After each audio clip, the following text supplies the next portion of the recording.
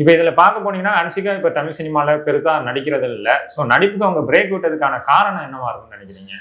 வாய்ப்பு முதல்ல ஒரு விஷயம் சார். இங்க எல்லா நடிகையும் உங்களுக்கு தெரியும். என்ன நடிகைகள்லாம் வந்து சில நடிகைகளுக்கு இப்படி நடக்கும். என்னன்னு கேட்டீங்கன்னா, வாய்ப்புகள் குறையும் போது ஏதாவது ஒரு மேரேஜில் கமிட் ஆயிடுவாங்க. அப்படி வந்து அவங்க லைஃப் செக்யூருக்காக சொல்லுவாங்க இல்லையா, புளிய மரமாக பார்த்து பிடிச்சிக்கிறாங்க, அந்த மாதிரி நடக்கும். சில நடிகைகளுக்கு கேட்டால் வந்து காதல் வாய்ப்படும் போது வாய்ப்புகள் தானாகவே இழப்பாங்க. அப்படின்னு நடந்திருக்கு சில நடிகைகளுக்கு. ஆனால் பெரும்பாலும் நடிகைகள் கேட்டால் அவங்க பீக்கில் இருக்கும்போதே கேட்டால் வந்து ஒரு ஸ்ட்ராங்கான ஒரு பர்சனாக பார்த்து நம்ம பிடிச்சிக்கணும் அப்படின்னு நினைப்பாங்க. அவங்க வந்து கல்யாணம் ஆனவனா இல்லை ரெண்டாவது எத்தனை கல்யாணம் அவங்க வாழ்க்கையில் நடந்திருக்கு அதை பற்றி யோசிக்க மாட்டாங்க. ஸோ இவங்களும் வந்து இந்த சைட்லையும் அப்படி நடக்கும். என்னன்னு கேட்டால் வந்து சினிமா நடிகைனாலே உங்களுக்கு பார்வை எப்படி இருக்குன்னு கேட்டிங்கன்னா, அவங்க வந்து கேட்டால் எல்லாத்தையும் அட்ஜஸ்ட் பண்ணிட்டு போகக்கூடியவங்களா இருப்பாங்க.